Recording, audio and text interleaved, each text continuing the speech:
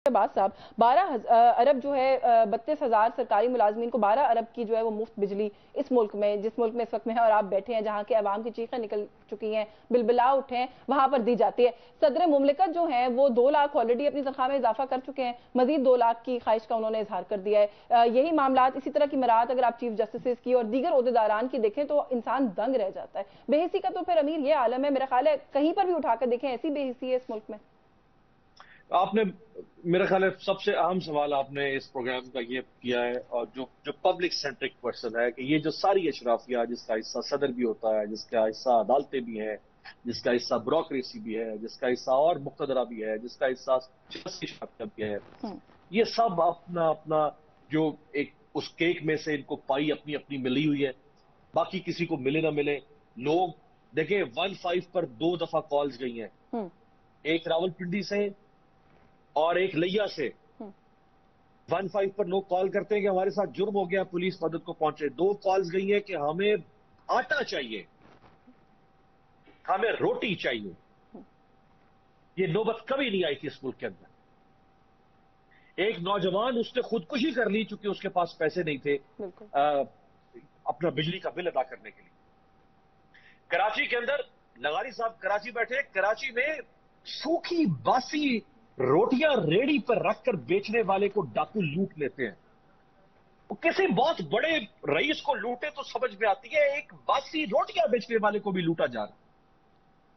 16 महीने की हुकूमत जब ये आए तो उस वक्त तेल 150 रुपए लीटर था, ये गए तो तेल 290 रुपए लीटर था। सवाल इनसे करें या सवाल काकड़ से करें? यही तो मैं सवाल जब ये आए ये डॉलर 178 जब आए तो डॉलर 178 रुपए पे मिलता था, जब ये गए तो डॉलर 300 रुपए पर है।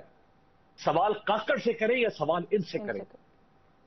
जब आए तो महंगाई 18-19% थी, जब गए तो महंगाई 40%। 1960 के बाद 70-60 साल का रिकॉर्ड तोड़ा। सवाल काकड़ से करें या सवाल इनसे करें? मजे ये लेकर गए इक्तदार के, नैब अमेंडमेंट्स करके अपने सारे अगले पिछले सारे नामा अमाल के ऊपर क्रॉस ये मार कर गए। सवाल काकड़ से करें? ट्रेनिंग बिलावल साहब की हुई है वजारत खारजा की अगला वज़ीर आज़म बनने के लिए, सवाल काकड़ से हम करें? भाई काकड़ तो बेचारा अभी 10-12 दिनों में उसको आए थे। कल आपको बताऊं, कल 325 रुपए पे डॉलर इस्लामाबाद में ट्रेड हो रहा है ओपन मार्केट में। कल 325 रुपए पे। आज मुझे किसी ने बताया 335 रुपए पर भी नहीं मिल रहा। सवाल काकड़ से करें? एक उसूल बनाना पड़ेगा आपको यशवीन साहबा इस मुल्क के अंदर तनकीद का। पहला, क्या सवाल हुकूमत वक्त से होगा या गुजरी हुई हुकूमतों से होगा? अगर इस उसूल को नाफिज करना है तो फिर काकड़ जवाबदेह है, फिर पीडीएम जवाबदेह थी, फिर इमरान खान जवाबदेह नहीं था।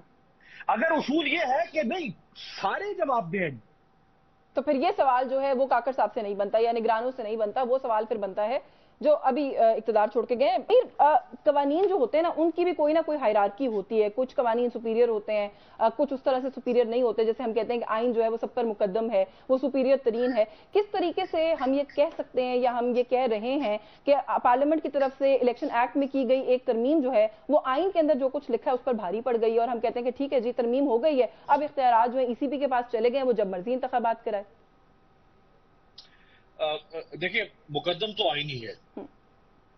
एक्ट या कोई कानून जब बनता है तो वो जिमनी हैसियत रखता है, वो सब ऑर्डिनेट लॉ तस्वुर किया जाता है।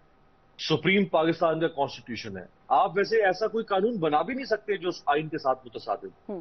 अगर आपको ऐसा कानून चाहिए जो आइन के साथ मुतसादिम है तो पहले आप आइन में तरमीम करें, फिर उसके नीचे अगर आपने कुछ ज़ैली कवानीन बनाने हैं तो आप बना लें। इम्तियाज साहब कह रहे थे कि पाकिस्तान आजकल झूठ और इबाम का मरकज है। इम्तियाज साहब ने थोड़ी नाइंसाफी की है। पाकिस्तान सिर्फ झूठ और इबाम का मरकज नहीं है आजकल। पाकिस्तान झूठ इबाम के साथ साथ मुनाफिकत का भी मरकज बन चुका है। पाकिस्तान सियासी फ्रॉड का भी मरकज बन चुका हुआ है। पाकिस्तान जो है वो दानिश फराना फ्रॉड और मुनाफिकत का भी मरकज बन चुका हुआ।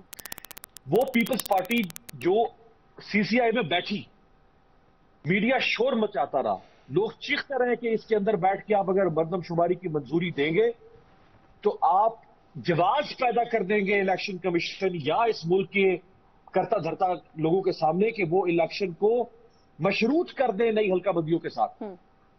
جب آپ کو یہ بار بار بتایا جا رہا تھا تو آپ نے کیوں منظوری میں آپ شامل ہوئے؟ آپ نے حصہ کیوں ڈالا؟ آپ نہ بیٹھتے اس کے اندر. آپ اتحادی تھے, آپ کھڑے ہو جاتے, آپ کہتے کہ اب نہیں منظور کر رہے اس کو. آپ جانتے کہ اس کی منظوری کین ڈیلے دی الیکشن, 90 دن سے اوپر لے جا سکتی ہے, تو آپ نے کیوں اس منظوری میں آپ نے اس انگلی کٹوا کے آپ نے شہیدوں میں نام کیوں لکھایا آپ نے؟ کیونکہ آپ خوشنودی چاہتے تھے کسی اور کی, کیونکہ آپ اس پورے جو اس وقت اسٹیٹس کرافٹ ہے آپ اس کا حصہ تھے جو پچھلے 7 سال سے چل رہا تھا. آپ جانتے تھے. نہیں, اگر حصہ تھے کسی چیز کا تو اب ایسا کیا ہوا کہ آل آف اے سڈن انہوں نے وڈرا کرنے کا ہی فیصلہ کر لیا پورے اس معاملے سے؟ کیا کچھ وعدے کیے گئے تھے جو پیپلز پارٹی کو اب لگتا ہے کہ پورے نہیں ہوتے ہوئے نظر آ رہے تو وہ آ گئے ہیں اس ٹریک کے اوپر؟ کیا معاملہ سمجھ آتا ہے؟ دیکھیں یشوین صاحبہ, اتنی جلدی تو خیر وعدوں کی خلاف ورزی یا وعدوں کو ایفائے عہد تو ممکن بھی نہیں ہے نا. ابھی تو 10-12 دن ہوئے ہیں, اس 15 دن ہوئے ہوں گے نگران حکومت کو آئے ہوئے, تو اتنی جلدی کون سے وعدے پیپلز پارٹی کے پورے ہو سکتے ہیں؟ پیپلز پارٹی نے ٹپیکل وہ سیاست کی ہے جو تھرڈ ورلڈ پالیٹکس یا تھرڈ ورلڈ کنٹریز کی سیاست ہوتی ہے, جو ویسٹڈ انٹرسٹ کی سیاست ہے, مفادات کی سیاست ہے. اقتدار میں رہتے ہوئے اس وقت ضروری تھا چونکہ کسی کو ان کو مطمئن کرنا تھا, اور آج اقتدار سے باہر نکلتے ہی ان کو فوری طور پہ جمہوریت کے چیمپئن بن گئے, ان کے اندر جمہوریت انگڑائی لیتی ہے فوری طور پہ. اچھا, عوامی نیشنل پارٹی, بھائی آپ حکومت کا حصہ نہیں تھے لیکن آپ پی ڈی ایم کا حصہ تو تھے. بالکل.